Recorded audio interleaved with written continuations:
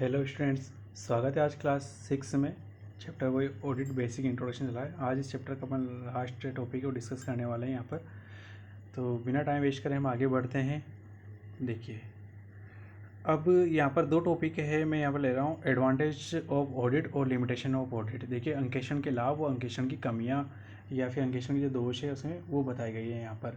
अब देखिए, दोनों ही टॉपिक है ना बड़े इजी हैं। मैंने यहाँ पर इनका डिस्क्रिप्शन नहीं ले रहा हूँ मैं यहाँ पर। ये मैं आपको रेफ़र करता हूँ कि आप कोई सी भी रेफरेंस बुक्स हैं उसके अंदर उसके एडवांटेज डिसएडवांटेज दोनों दिए हुए रहते हैं। आप उसको बड़े सर से निगाहों से पढ़ लें। कोई इसमें फिक्स नहीं है कि हमें 10 पॉइंट बनाने हैं, 20 पॉइंट बनाने हैं। आपको लग रहा है इसको आप और 2-4 पॉइंट अपनी तरफ से बना के लिख सकते हो तो वो आप लिख सकते हो। जैसे मैं यदि बात करूँ रमेश बुकडी वो, तो उसमें एडवांटेज के अंदर 10 पॉइंट दिए हुए हैं, तो आप 10 की जगह 12 कर सकते हो। आपको 8 याद आ रहे हैं तो एग्जाम में 8 लिख सकते हो। कोई पर्टिकुलर राउंड से नहीं कि आपको ऐसा ऐसा याद करना है। अब आपको जैसे आपने इतने टाइम से अपन ऑडिट के बारे में ऑलरेडी हमारी 5 क्लासें हो चुकी है। ऑडिट के बारे में हमने बहुत कुछ जान लिया है, तो हमें पता है कि ऑडिट के बारे में अभी तक हमारे पास में तो क्या तो लाभ है, इससे क्या बेनिफिट्स मिला है। जैसे हम नॉर्मली मानिए कि क्या क्या है कि हमें जैसे मेन उद्देश्य क्या था उसका, जो अपनी राय प्रकट करना इसका मेन उद्देश्य था। फिर सेकेंडरी उद्देश्य थे, वो सारे उद्देश्य सारे सारे इसके लाभ भी माने जाएंगे ना। जैसे गबन और फ्रॉड का पता लगाना, भ्रष्टाचार को ख़त्म करना और राय प्रकट करना, जो राय देना, एडवाइस देना, सलाह देना। जैसे जो प्रबंधक जो मैनेजर्स है उन्हें को सलाह दे सकता है ऑडिटर कि आप वर्क ऐसे नहीं ऐसे कीजिए।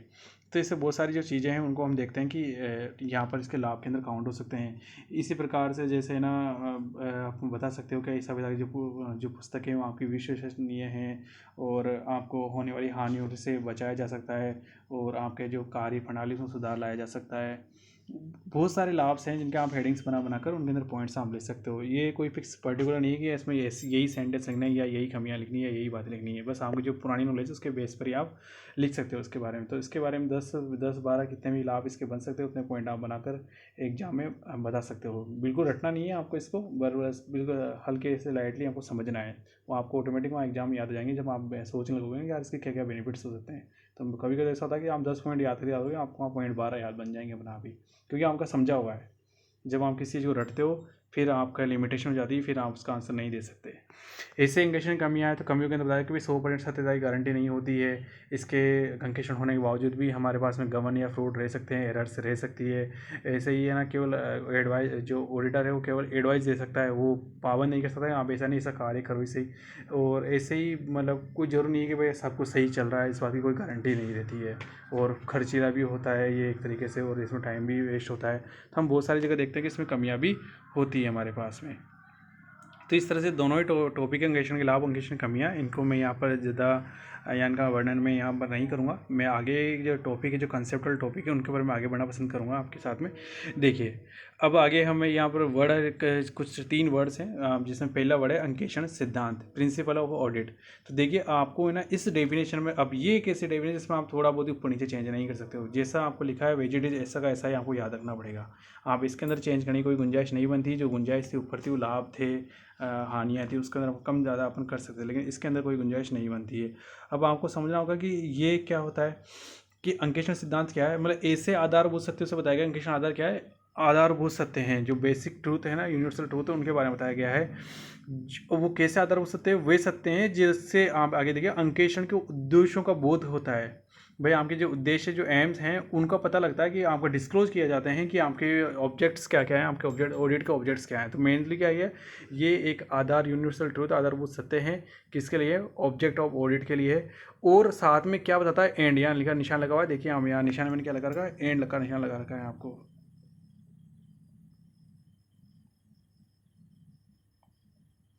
यहाँ देखिए एंड का निशान लगा रखा था। ये तो ये करेगा, ये अंकेक्षण उद्देश्यों का बोध कराएगा, ठीक है ना। डिस्क्लोज ऑफ ऑब्जेक्ट्स होगा।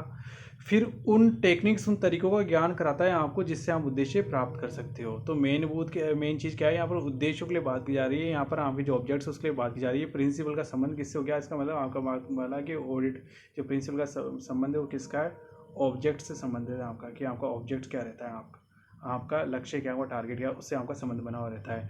अब देखिए कैसे आप इसको सेंटेंस में कैसे लिखेंगे, ऐसे आधारभूत सत्य हैं जो अंकेक्षण के उद्देश्यों का बोध कराते हैं एवं उन तरीकों का ज्ञान कराते हैं जिससे उद्देश्य प्राप्त कर सकते हैं। तो ये एक आपकी डेफिनेशन हो गई। मैं इसे सीधे सिंपल वे में नहीं लिखकर इसे 3 टुकड़ों में लिखी, क्योंकि आपको इसमें ऊपर नीचे नहीं कर सकते हैं। इस कारण से आप ऐसी चीज़ों को आप हमेशा टुकड़ों में अच्छे से याद करेंगे। आधारभूत सत्य, कैसे आधारभूत सत्य, जो ऑब्जेक्ट्स को आपको डिस्क्लोज करते हैं और ऐसी टेक्निक्स को आपको बताते हैं कि कैसे आप इन ऑब्जेक्ट्स को पूरा कर सकते हो, कैसे इन्हें आप प्राप्त कर सकते हो।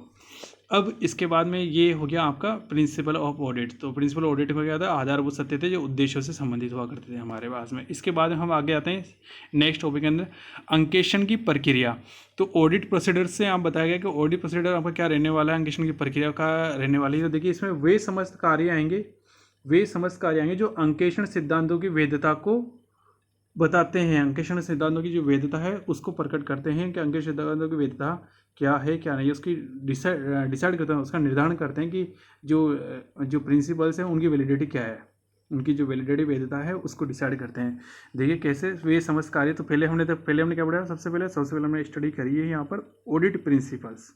तो ऑडिट प्रिंसिपल्स क्या थे, वे सार्वभौमिक सत्य थे, वो आधारभूत जो सत्य थे जिनके द्वारा हम अंकेक्षण की ऑब्जेक्ट्स जो ऑडिट के उद्देश्य थे उनका बोध हो रहा था हमें, और उन तकनीकों को हम जान रहे थे जिनसे कि हम उद्देश्य को प्राप्त कर सकें। अब इसमें क्या बताया गया है कि वे समस्त कार्य हैं जिससे आप जो सिद्धांत जो ऊपर हमने पढ़ लिए, सिद्धांतों की वैधता जो वैलिडिटी उसका पता लग सके। अब तीसरा जो टॉपिक है हमारे पास में वो आ रहा है अंकेक्षण की प्रविधि, ऑडिट टेक्निक्स। ये देखिए ऑडिट टेक्निक्स, ये और बड़ी टेक्निक है। तो ऑडिट टेक्निक्स का जो संबंध है वो देखो एविडेंस है, प्रमाण कोई वाउचर्स है इसका संबंध, ठीक है। आपको इन शॉर्ट के अंदर बोला जाएगा तो ये गवाही और जो प्रमाण वाउचर्स हैं उनसे हैं। देखो ये ऐसे उपाय व कार्य हैं, कैसे उपाय व कार्य हैं जिन्हें एक अंकेक्षक गवाही, एविडेंस और प्रमाणकों की सहायता से लेखा पुस्तक की शुद्धता को जांच करने में अपनाता है। देखो यहाँ पर क्या हो रहा है, यहाँ पर ऑडिट टेक्निक्स उन्हें बोला जाता है। ऑडिट टेक्निक बेसिकली बोलूँ तो ये एविडेंस और वाउचर्स होते हैं, जहाँ पे एविडेंस वाउचर्स होते हैं जिनको आप कॉपी लगाकर उनके जब ऑडिट पे करने जाओगे तो वहाँ बहुत सारी चीज़ चेक करते हो। तो वहाँ चेक करते हो जो भी आपको सबूत मिलता है, एविडेंस मतलब कोई भी ऐसा डॉक्यूमेंट्स आपको मिला जो सबूत के रूप में काम में आ सकता है। आपके वाउचर मतलब जो पेमेंट वाउचर, रिसिप्ट वाउचर, उनको हम वाउचर बोलते हैं। तो इनकी सहायता से आप ये प्रूव करते हो कि जो अकाउंटिंग एंट्री है आपकी वो सही है या गलत है। तो इस तरह के जो उपाय हम अपनाते हैं वो सारे ऑडिट टेक्निक्स कहलाते हैं। तो ऐसे उपाय व कार्य से जिन्हें अंकेक्षक गवाही, एविडेंस व प्रमाण को वाउचर की सहायता से लेखा पुस्तक की शुद्धता की जांच करने के लिए अपनाता है। तो इसमें क्या होता है, लेखा पुस्तक की जांच करने के लिए मेन जो फोकस आपका जो वर्ड से रहने वाला है वो यहाँ पर जो रहने वाला वर्ड से वो क्या है, गवाही और प्रमाणक है यहाँ पर।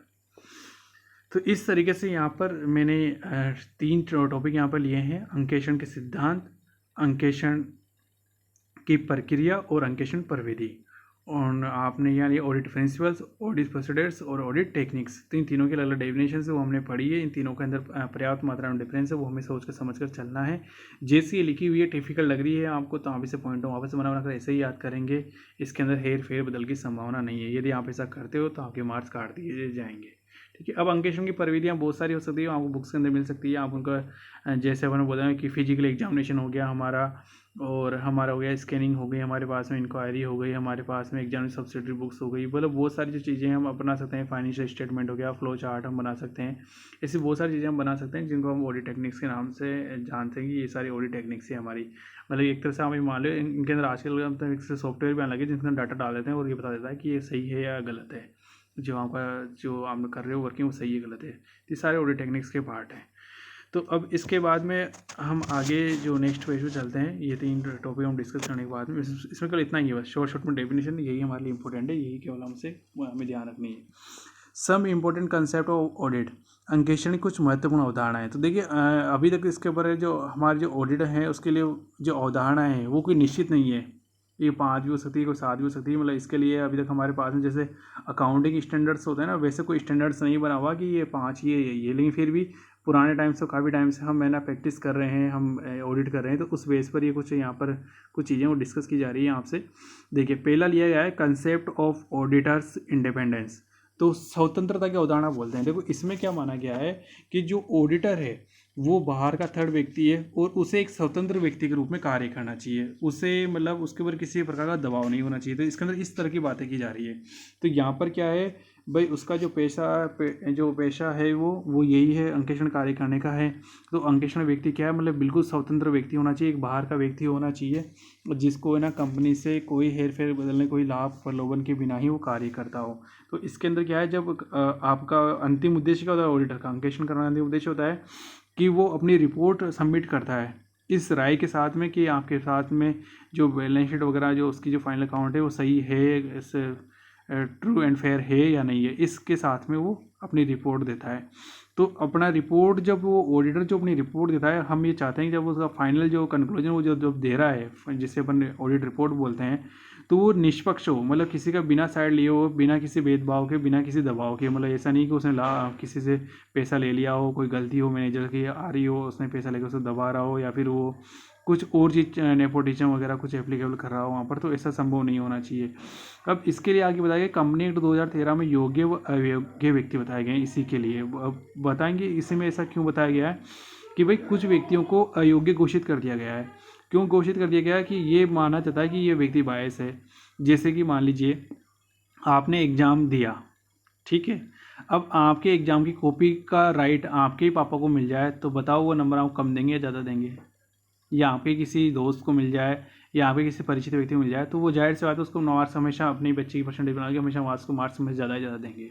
तो ऐसी कंडीशन के अंदर कंपनी के अंदर भी कार्य करने वाले व्यक्ति से ही हम ऑडिट करवाने लग जाएँ कि भाई आप ही ऑडिट कर दीजिए, आप ही आराम से ऑडिट कर सकते हो, तो फिर तो वो आदमी क्या बात है, फिर तो ऑडिट करने का मतलब रहेगा नहीं, कि बाहर का व्यक्ति है नहीं, वो खुद ही अंदर का व्यक्ति है, तो वो आराम से अपनी कंपनी को अच्छा बता देगा कि सब कुछ अच्छा है और यहाँ पर कोई फ्रॉड नहीं, जबकि खुद ही फ्रॉड कर रहा हो।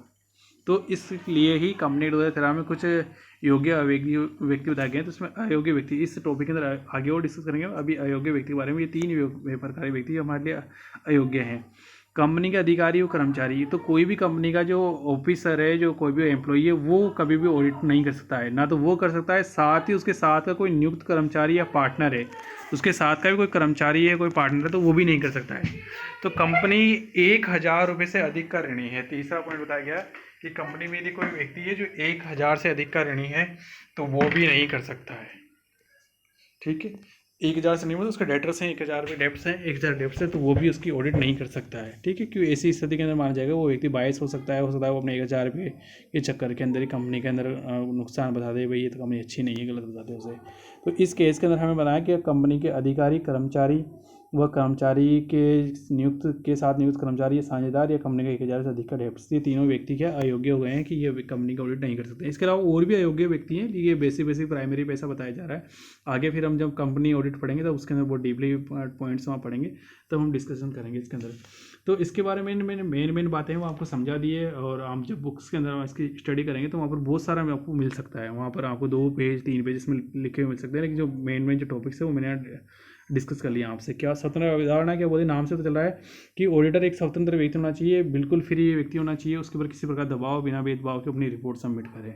इसलिए कि वो कहाँ हमें ऐसा लगा कि इन व्यक्तियों से हमारे ऊपर दबाव हो सकता है, या ये व्यक्ति बायस हैं, ये व्यक्ति हमारी कंपनी के लिए गलत रिपोर्ट दे सकते हैं, इस कारण इसको अयोग्य घोषित कर दिया कि ये व्यक्ति कभी ऑडिट नहीं करेंगे।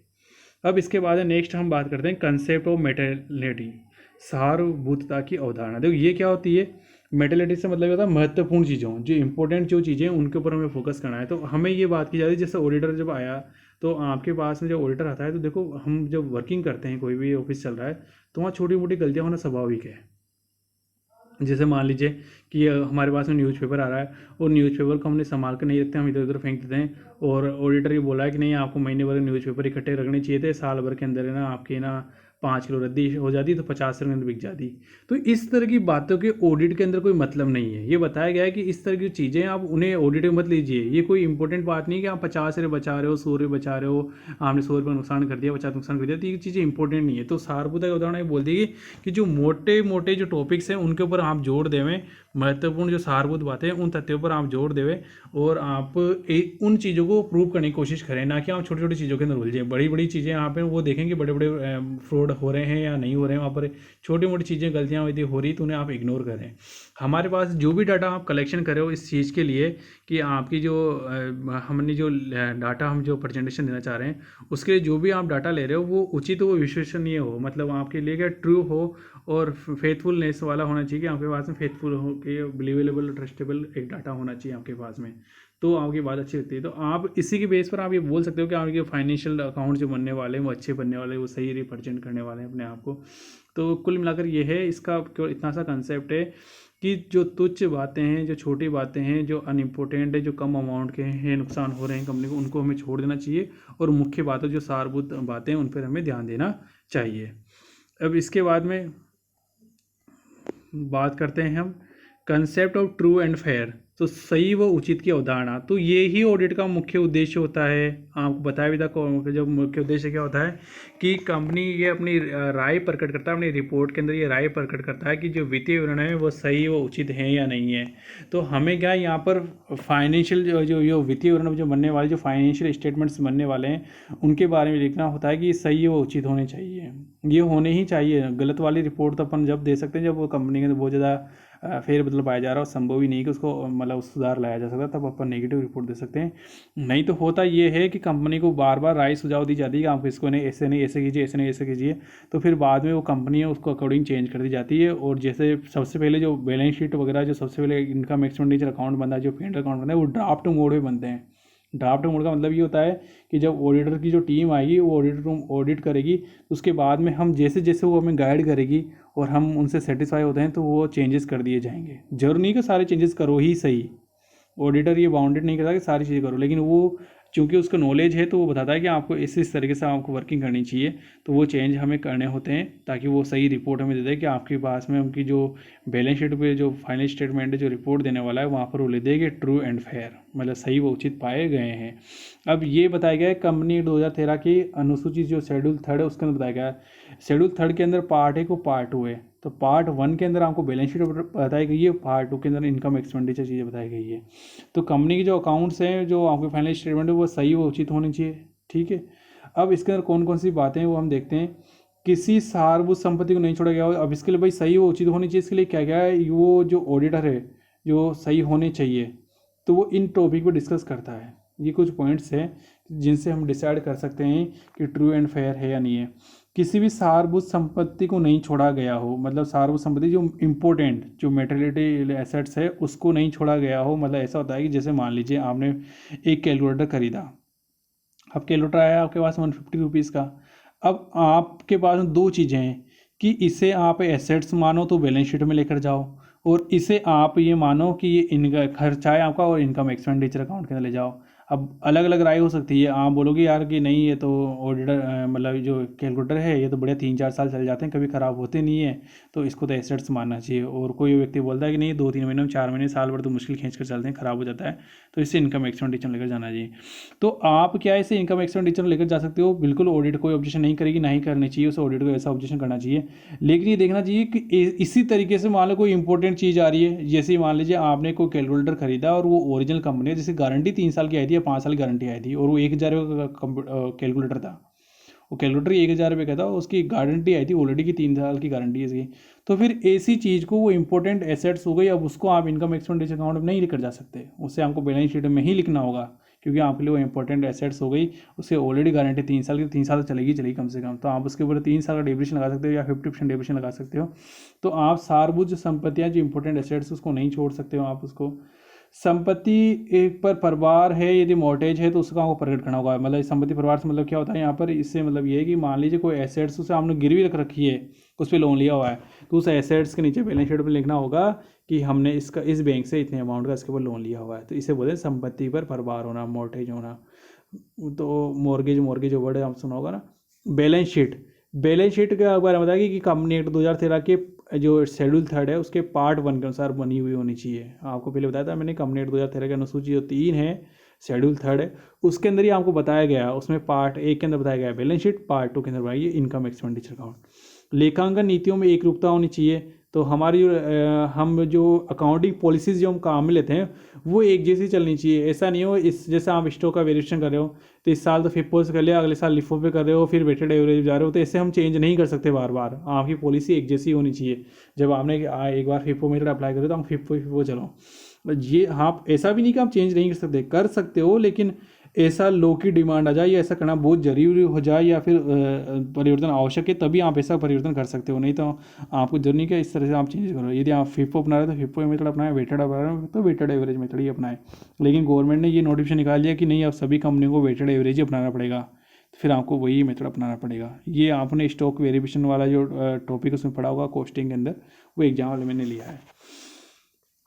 इसके बाद में बात करते हैं आकस्मिक अपवाद स्वरूप अन्य गैर आवर्ती मदों को अलग से प्रकट किया गया हो। मतलब ये क्या बोलना चाह रहा है यहाँ पर कि हमेशा देखो, जैसे आप कोई भी बिजनेस कर रहे हो तो वहाँ आपके उस बिजनेस के नेचर के अकॉर्डिंग अलग अलग खर्चे हो सकते हैं। जैसे कि हम स्कूल कॉलेज चला रहे हैं तो वहाँ पर स्टूडेंट्स के संबंधित खर्चे हो सकते हैं। अब यहाँ पर कभी इस तरह के खर्चे नहीं होंगे, जैसे ना जैसे कोई प्लांट है वो गिर गया, कोई आग लग गई, इस तरह की हानियाँ यहाँ पर नहीं होगी, जबकि फैक्ट्री में अलग प्रकार की हानियाँ होगी। तो आम देखोगे सबका बिजनेस का नेचर अलग अलग है, सबके खर्चे अलग अलग हो सकते हैं। जैसे कि आप एक कंपनी में काम करते हैं तो वहाँ पर है ना लाइट का बिल बहुत ज़्यादा आएगा, वहाँ पर ईंधन के रूप में ना पावर काम आएगी, वहाँ पर डीजल खर्चा काम आएगा। जबकि कॉलेज के अंदर बच्चों की पढ़ाई है, डॉक्टर के पास में इस तरह की चीज़ें बहुत कम काम आएगी, उनके पास मतलब नहीं इन सब चीज़ों का क्या फ़र्क पड़ेगा, ये हो या नहीं हो उनके पास में। ऐसे ट्रांसपोर्ट कंपनी के पास ट्रक होनी चाहिए, लेकिन डॉक्टर के पास ट्रक हो ये कोई ज़रूरी नहीं है, डॉक्टर का काम है ट्रक से, उसके बाद उसकी इक्विपमेंट होनी चाहिए। तो सबका बिजनेस का नेचर अलग अलग होता है, सबको उसी प्रकार के खर्चे होते हैं, उसी प्रकार के पास एसेट्स होती है। लेकिन किसी बिजनेस के नेचर के अकॉर्डिंग, आप ध्यान सुनें, किसी बिजनेस के नेचर के अकॉर्डिंग वहाँ पर कोई ऐसी चीज़ पाई जा रही जो एक्सेप्शनल है, मतलब अपवाद स्वरूप पाई गई है कि ऐसा सामान्य तो नहीं पाया जाता है, तो उसको हम अलग से डिस्क्लोज करेंगे। कैसे? जैसे कि कॉलेज एजुकेशन ने कोई मतलब नहीं था, फिर भी इन्होंने ना एक ट्रक खरीद लिया, मतलब काम में आता नहीं, नहीं कभी कभी हम सामान लेकर ऐसा कुछ सामान था नहीं जो ट्रक में लेकर आया जाए, तो इस तरह की वर्किंग हमने करी तो उसको अलग से दिखाया जाए कि हमने पैसों का दुरुपयोग किया है कॉलेज एजुकेशन ने। इसी तरह से आप मान लीजिए कि एक हॉस्पिटल था, वो चल रहा था अच्छा खासा बढ़िया है ये, तो उन्होंने बोला कि हॉस्पिटल को चलाने के लिए हमें इसको चलाने के लिए हमें खेत चाहिए, जो भी खेतों की उपयोगिता है इन्होंने खेत खरीद लिए। तो इस तरीके से जो चीज़ें हरकतें करी जाती हैं उनको आप मतलब अपवाद स्वरूप मानेंगे, भाई ये गैर आवर्ती की मदद ये बार बार नहीं होती, तो उनको अलग से दिखाएंगे। अब फिर इसमें एक चीज़ ये भी आती है, जैसे मान लीजिए आग लग गई, अचानक बहुत बड़ी आग लग गई, और आग लगना कोई रेगुलर काम तो है नहीं, वो डेली आग लगती है, वो 20 साल 50 साल में आग लग गई और उस साल आपको बहुत लॉस हो गया, तो उस आग लॉस बाय जो फायर उसको हम अलग से दिखाएंगे कि बहुत बड़ा नुकसान हो गया है आपके लिए। नेक्स्ट है डिस्क्लोजर ऑफ अकाउंटिंग पॉलिसीज। तो लेखांकन नीतियों के प्रकटीकरण के उदाहरण है जो आपकी अकाउंटिंग पॉलिसी से आप उन्हें प्रेजेंट करें कि हम डिस्क्लोज करें कि हम कौन कौन से अकाउंटिंग पॉलिसी का फॉलो कर रहे हैं। तो ये चीज़ आप हमेशा बताकर रखेंगे। ऑडिटर के जो बेसिक आंसर उसके अंदर एक ये भी है। नेक्स्ट है अंकेक्षण व एवं ऑडिटिंग एंड इन्वेस्टिगेशंस। तो देखिए ऑडिटिंग के बारे में हमने पढ़ लिया, इन्वेस्टिगेशन जो टॉपिक है उसके बारे में अभी यहाँ डिस्कस नहीं कर रहा हूँ मैं, क्योंकि ये इन्वेस्टिगेशन अनुसंधान है वो हमारा एक टॉपिक अलग से चैप्टर है, तो वहाँ पर हम अलग से पढ़ेंगे। जब कभी कभी ये क्या होता है थोड़ा सा बता सकता हूँ, जब ऑडिट हो रही है तो ऑडिट में हमने बताया था कि ये ऑडिट है वो सामान्य जाँच है, विशिष्ट जांच नहीं सामान्य जांच है। विशिष्ट जांच तो क्या होती है, वो तो इन्वेस्टिगेशन होती है। हम यह मानकर चलते हैं कि ये रखवाली करने वाले कुत्ते के समान है, तो ये यहाँ पर सामान्य तो घूमेगा और सामान्य तो यहाँ देख लेगा कि यहाँ पर कोई कमी है या नहीं है तो आपको बता देगा। लेकिन मान लीजिए इससे लग रहा है कि यहाँ पर तो कुछ ज़्यादा ही कमियाँ निकलती जा रही है, तो ये बीच में ही अपनी रिपोर्ट दे देगा और वहाँ पर क्या है रिकमेंड कर देगा कि यहाँ पर इन्वेस्टिगेशन बिठाइए, डीप इसकी ना वो करवाइए, ऐसी राय कर देगा कि आप इसकी डीप इन्वेस्टिगेशन कराइए। तो उस केस के अंदर इन्वेस्टिगेशन होती है वो डीपली होती है, वो तो आप एक तरह से मानिए जैसे कुछ जो सीबीआई के अधिकारी जैसे टेस्ट करते हैं ना उस तरीके से होती है। वहाँ पर तो इस दुर्भावना से देखा जाता है कि हर एक आदमी चोर है, वो आते हैं वो हर एक आदमी चोर समझते हुए इन्वेस्टिगेशन करते हैं और फ्रॉड्स को ढूंढने की कोशिश करते हैं। तो दोनों का नेचर अलग अलग हो जाता है। तो यहाँ पर बताया गया है कब हम ऐसी सिचुएशंस हो सकती है कभी कभी कि हम ऑडिट से इन्वेस्टिगेशन के अंदर पहुँच जाएँ। कब पहुँच जाए, जब हमें लगे कि यहाँ पर हमारे पास इस संस्था के अंदर काफ़ी मात्रा में फ्रॉड्स हो रहे हैं, तो हमें यहाँ इन्वेस्टिगेशन की ज़रूरत है। इसके बाद में आपको आगे बताया गया है कि आधारभूत लेखांकन मान्यताएं। तो आधारभूत लेखांकन मान्यताओं की बात करूं मैं, तो यहाँ पर बताया गया है फंडामेंटल अकाउंटिंग अजम्पशंस। ठीक है, तो ये 3 होती है। देखो आपने 11th क्लास में या बेसिक अकाउंटिंग नॉलेज वहाँ पढ़ी होगी, जो आधारभूत लेखांकन मान्यताएं जो अजम्पशंस हैं वो हमारी 3 है। 3 कौन कौन सी हैं? गोइंग कंसर्न है, कंसिस्टेंसी है और एक्रूअल है। चालू अवधारणा जिसे बोलते हैं, इसका मतलब ये होता है कि भविष्य के नियर बाय भविष्य के अंदर हम आपका जो व्यापार है वो ख़त्म होने वाला नहीं है। क्योंकि आप जनरली देखते हो कोई भी बिजनेस स्टार्ट करते हैं तो हम इस पर्पस से थोड़ा ना बिजनेस स्टार्ट करते हैं कि यार आने वाले 2 साल 3 साल तक हमें बिजनेस करना है, फिर तो हम बंद कर देंगे। कोई भी होटल चला रहे हो, कोई फैक्ट्री चला रहे हो, तो हमारा उस समय तो यही एम रहता है ना कि हमें लंबे टाइम तक ये बिज़नेस चलना है नियर भविष्य के अंदर हम कोई हमारा बिज़नेस है वो हम नहीं ख़त्म करने वाले। वो अलग बात है किसी कारण से मार्केट का एनवायरनमेंट बदल गया है, मंदी आ गई है, तो हम वहाँ बिज़नेस को तालाबंदी कर देते हैं, फैक्ट्री बंद कर देते हैं, हम लॉस खा रहे होते हैं, तो ऐसा हो जाता है। लेकिन आपकी थिंकिंग नहीं बोलती है। आपकी थिंकिंग क्या बोलती है कि हमें लंबे अवधि तक व्यापार करना है, निकट भविष्य के अंदर हम किसी भी हालत में व्यापार को बंद करने वाले नहीं है। कंसिस्टेंसी की बात आती है तो आती है एक रूपता। तो ये बताया जाया है कि आपके जो कामों के अंदर है वो एक रूपता होनी चाहिए, एक जैसी सिमिलरिटी पाई जानी चाहिए। ऐसा नहीं होगा कि एक बार तो आप ये बता रहे हो, दूसरी बार में ये बात पुटअप कर रहे हो अपनी। तो जो इसके अंदर यदि और आगे बताना चाहूँ तो कि आपकी जो अकाउंटिंग पॉलिसीज़ है उनके बारे में बताया, जो आपकी अकाउंटिंग पॉलिसीज़ है वो एक जैसी रहनी चाहिए, हर वर्ष हर साल एक जैसी रहनी चाहिए, उसमें कोई चेंजेस नहीं होना चाहिए जब तक कि बहुत ज़्यादा ज़रूरत आपको फील नहीं हो रही है, जब तक कि कानूनी रूप से आवश्यक नहीं हो गया हो। थर्ड बात बताया कि एक्रूअल उपार्जन की अवधारणा। तो ये क्या होती है, इसके अंदर ये माना गया है कि आपका जो भी आपके रिसिप्ट्स हो रही है, जो भी आपकी कॉस्ट आ रही है, उनको हम है ना ड्यू बेसिस पे रिकॉर्ड करेंगे। ठीक है, मतलब ऐसा नहीं है कि हम है ना इस साल में पेमेंट हो या नहीं हो उसको हम रिकॉर्ड करेंगे। जैसे आप मान लीजिए कि आप में कर्मचारियों की सैलरी खर्चा था, तो सैलरी खर्चा था वो आप 12 महीने की तक आपने काम करा, तो 12 महीने का खर्चा आप यहाँ लिख देंगे, चाहे भले ही आपने उसे 10 महीने का ही दिया हो, 2 महीने का आपका पेंडिंग हो।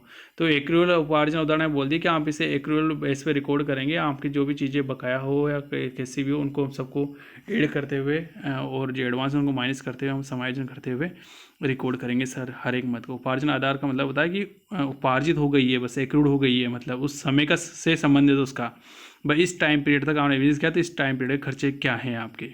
इस बात से मतलब नहीं है कि इस समय आपने पेमेंट करा है या उनका पेमेंट एडवांस कर दिया है या कम किया है, ज़्यादा कि इस बात से कोई मतलब नहीं है कि इस यदि आपका बिजनेस पीरियड इतना है, जैसे मान लीजिए कि आपका बिजनेस पीरियड इतना है, तो आपको यहीं तक के सारे इनकम और यहीं तक के सारे एक्सपेंस लेने होंगे। ये बोलता है इसी ड्यूरेशन के लेने पड़ेंगे आपको। ठीक है, चाहे भले इनका पेमेंट हुआ हो, चाहे अमाउंट मिली हो, चाहे नहीं मिली हो, चाहे ज़्यादा दे दी हो, चाहे कम मिली हो, कैसे भी हो, उससे मतलब नहीं है। लेकिन हमारा जो पीरियड है, जब बिजनेस पीरियड हमारा ये है, तो हमारे इनकम भी यहीं लेनी है और हमारे एक्सपेंस भी यहीं तक के लेने हैं, चाहे भले ही पेमेंट हमने ज़्यादा कम ज़्यादा कर दिया हो। इसके बाद में हम इस टॉपिक को जो हम इस चैप्टर की बात करूँ तो इस चैप्टर को मैं यहीं समाप्त की कोशिश करता हूँ आपके लिए। और इसके अलावा कुछ जो इंपॉर्टेंट टॉपिक्स है वो मैंने आपको कॉम्पिटिटिव एग्जाम के हिसाब से लिखी कि मतलब ये चीज़ें आपको आनी चाहिए। जैसे ये बताया गया है कि एक सेंटेंस सुनिए कि जो आपकी थ्योरेटिकल अशुद्धि थी, जो सैद्धांतिक अशुद्धि थी आपकी, उसके अलावा अन्य और 4 अशुद्धियाँ आपने पढ़ी थी। तो जो चारों अशुद्धियाँ पाई जाती है उन्हें हम बोलते हैं क्लिनिकल नेचर की पाई जाती है, लिपि की प्रकृति की होती है। मतलब ये माना गया है कि थ्योरेटिकल अशुद्धि आपको करते हो, प्रिंसिपल की जो एरर आप करते हो, जो सैद्धांतिक अशुद्धि आप करते हो, तो इसके अंदर ये माना गया है कि ये व्यक्ति है ना एक अच्छे अकाउंटेंट से हुई है। ठीक है ना, ऐसी गलती मतलब ऐसी गलती यदि बाबुओं से होती है या छोटे कर्मचारी से होती है तो कोई बड़ी बात नहीं, ये गलती उनके द्वारा हो सकती है क्योंकि उनको नहीं पता है कि हम किस एसेट्स माने, किसको ना इनका एक्सपेंस माने। लेकिन अन्य जो सारी गलतियाँ हैं वो सब क्लिनिकल नेचर की है, उनके लिए बोला जाएगा कि ये जो गलतियाँ हैं ये बाबू नेचर की गलतियाँ हैं, इनको आपको नहीं करना चाहिए था, आपने ये कैसे कर दी। ठीक है, ऐसे एक वर्ड है काइटिंग। काइटिंग क्या होता है कि बैंक को अंतिम दिनों में बैंक बैलेंस को बढ़ा चढ़ा कर दिखाया जाता है। इसके अंदर देखिए, जैसे कि मान लीजिए आपकी जो बैलेंस शीट है, बैलेंस शीट जो बनती है वो एक लास्ट डेट को डिनोट करती है। जैसे कि आपकी हमने हमारे पास फाइनेंशियल ईयर चलता है वो ख़त्म होता है 31 मार्च 2020-21 जो भी है आप मान लीजिए, तो 31 मार्च को हमारी बैलेंस शीट का बैलेंस शो होता है। तो आपने क्या किया, जानबूझकर जो सारे पेमेंट्स जो आपको करने थे ना, वो आपने उस मंथ के जो पेमेंट्स थे ना, बताओ इसमें क्या होता है, जो किस किस तरीके से होता है। आपने क्या कर दिया, 31 मार्च के अंदर पेमेंट तो कर दिया किसी व्यक्ति को, उसका चेक बनाकर बोल दिया कि आपका चेक तैयार है, हम अकाउंट के अंदर लगा रहे हैं। देखिए अब इसको समझना, अच्छा काफ़ी अच्छा टॉपिक है ये। देखिए आपके जो बिजनेस अकाउंट है उसके अंदर पड़ा हुआ था 1 करोड़। ठीक है, 30 मार्च आई और 31 मार्च आई, ये पैसा आपके पास में पड़ा हुआ था, 1 करोड़ पड़ा हुआ था, और आपको बहुत सारे लोगों को पेमेंट भी करना था। आपने क्या किया, उन लोगों को पेमेंट कर दिया। पेमेंट करने से मतलब है कि उनका चेक बना दिया, और चेक बना दिया तो आपको आपकी जो कैश बुक है उसमें से आपने शो माइनस कर दिया कि भाई जैसे मान लीजिए कि आपको 90 लाख रुपीज़ का आपने माइनस कर दिया, तो आपका बैलेंस कितना बचा वहाँ पर 10 लाख। ये तो आपका कैश बुक का बैलेंस हो गया। ठीक है। आपने 1 करोड़ रुपये जो है 1 करोड़ रुपये आपके पे रखा हुआ था, 1 करोड़ से 90 लाख के आपने ना पेमेंट वाउचर बना दी कि इन्हीं लोगों को पेमेंट करना है, वहाँ का बैलेंस कितना बचा 10 लाख।